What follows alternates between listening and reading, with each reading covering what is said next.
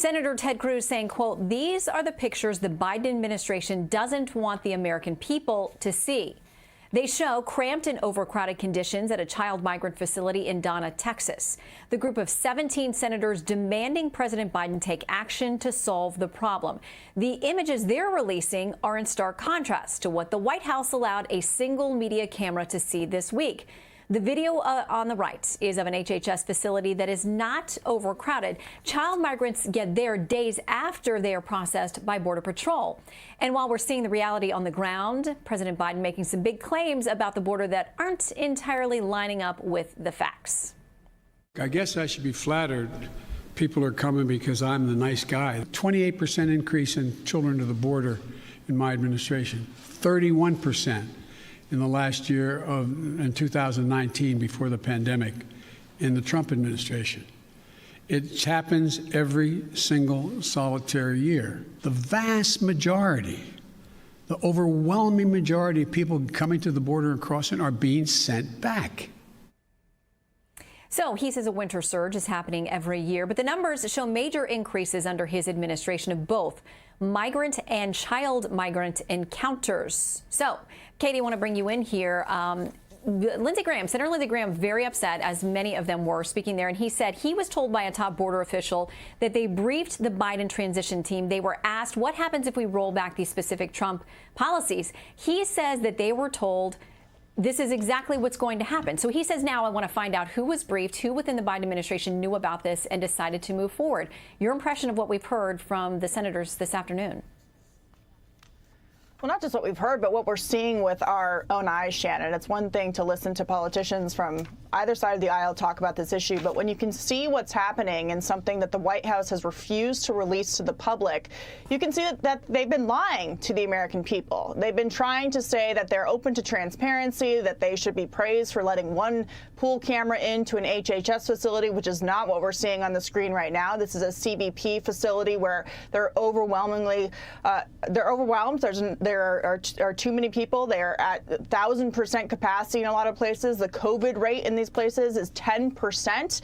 And there's a quote from Jen Psaki on February 23rd, where she said to Kristen Fisher, "I'm sure you're not suggesting that we have children right next to each other in ways that are not COVID safe, are you?" When we were asking about this surge. And here you are on your screen looking at people laying side by side, overcrowded. And it's just an interesting question for the White House press team, because in the age of information, this was inevitably going to happen when you have senators, Republicans going to the border who have connections inside of CBP who've been set up to fail by the administration, by the way.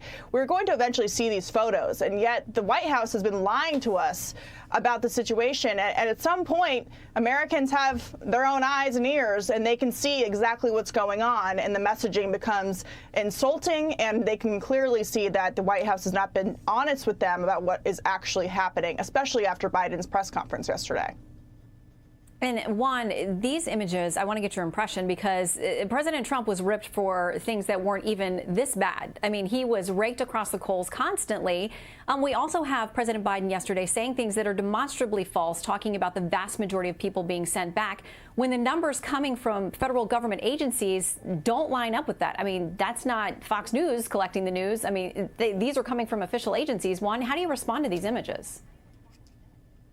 Well, first on the images, I think they're cramped, just like Katie was saying. But to my mind, what you're seeing, there's a lot of thermal blankets. I think that's fine. But what we know, even before the images, is we were experiencing a surge at the border, and we're trying to be more humane in keeping with American values when it comes to helping these young people, not setting them back out, on some dangerous, life-threatening trek in the desert. So what I understand is, I don't think it looks inhumane. It certainly looks cramped.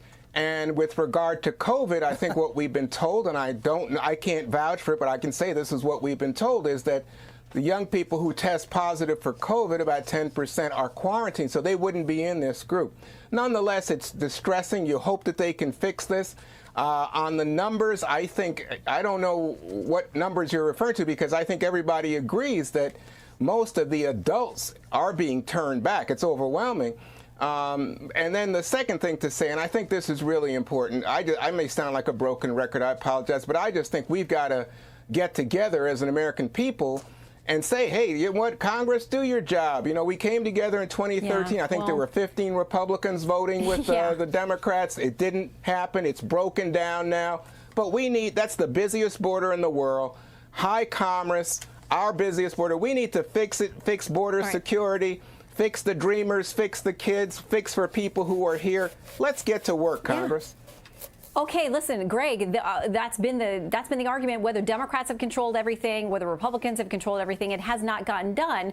And if you want to talk about inhumane, you heard these senators, and we've heard many other people, including Democratic congressmen, say what they're seeing that these kids and these families are going through on the way getting here is anything but humane. Absolutely, but I think we're overblowing. This is overblown. Those are thermal blankets, so everything's cool. We got the thermal blankets. Those aren't thermal blankets. Those are Biden's baked potatoes. That's what they are. He should be shamed for this because, as you said, Shannon, he incited them to come over here. Trump made it a 45-year low by using disincentives, especially with Mexico, right? So Joe removed the disincentives and replaced them with appeasement signals. And this is what you get. He turned a no way into a hop on board. Joe's like that guy that your worst friend in school who tells everybody that you're throwing a party, and then by 8 o'clock your house is destroyed and the cops have shut it down.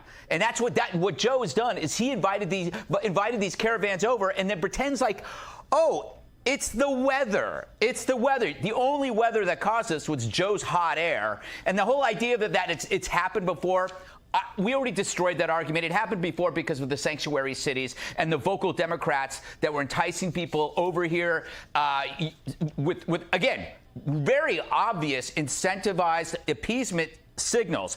Lastly, I kind of like the fact that in order to get the media to cover a story, you got to send like half the Senate in short sleeve Gap shirts and night vision goggles. You know, we should probably be doing this with other stories. Like, how do we deal with the homeless in all of our downtown cities? How are we dealing with the crime in our downtown cities? Maybe we should be sending senators there, and then maybe the media might cover that outrageous stuff.